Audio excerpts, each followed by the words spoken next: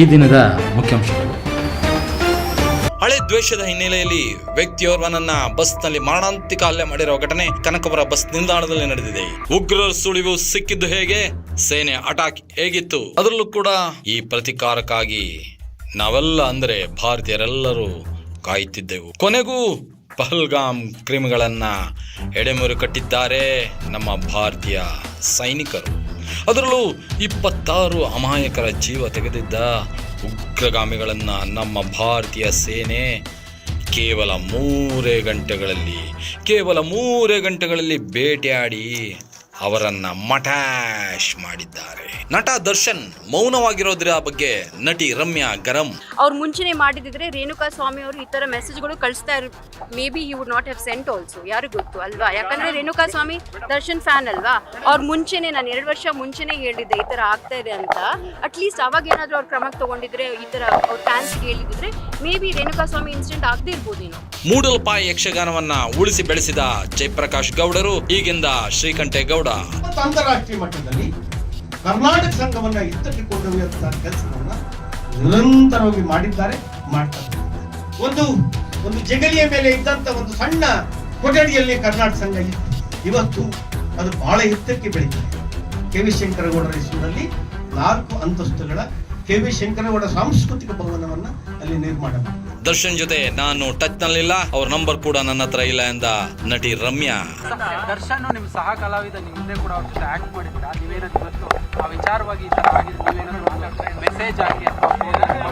ಇಲ್ಲಪ್ಪ, ನಾನು ಯಾವತ್ತು ಇಂಡಸ್ಟ್ರಿ ಅವ್ರ ಹತ್ರ ನಾನೇನು ಅಷ್ಟು I don't keep direct touch. ಏನಿದ್ರೆ ಅಷ್ಟಕ್ಕಷ್ಟೇ ಕೆಲಸ ಅಷ್ಟೇ ಬಿಟ್ಟು ನಾನು ಐ ಡೋಂಟ್ ಮಿಂಗಲ್ ಮಚ್.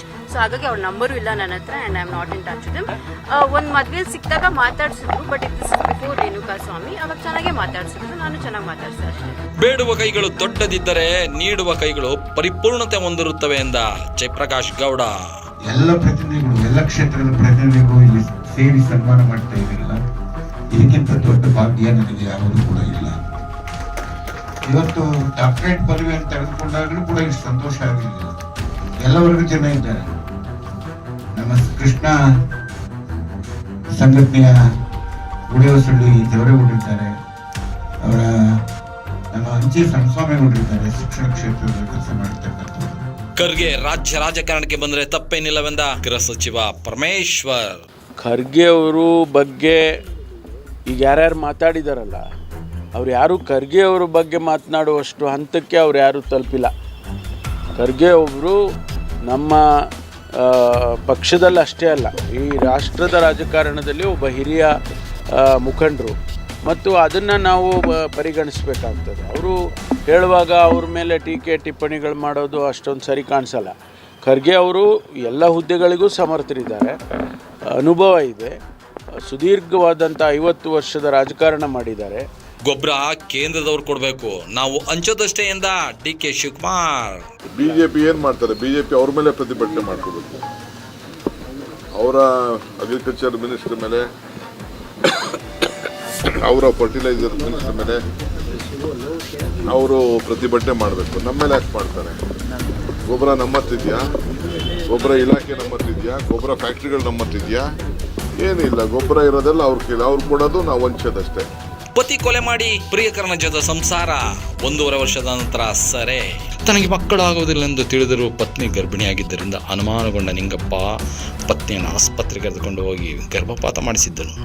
ಪತಿಯ ವರ್ತನೆಗೆ ಕೋಪಗೊಂಡ ಲಕ್ಷ್ಮಿ ತಾನು ತಾಯಿಯ ಭಾಗ್ಯವನ್ನು ಹಾಳು ಮಾಡಿದ ಪತಿ ನಿಂಗಪ್ಪನನ್ನು ಕೊಲೆ ಮಾಡಬೇಕೆಂದು ನಿರ್ಧರಿಸಿ ಸಂಚು ರೂಪಿಸಿದರು.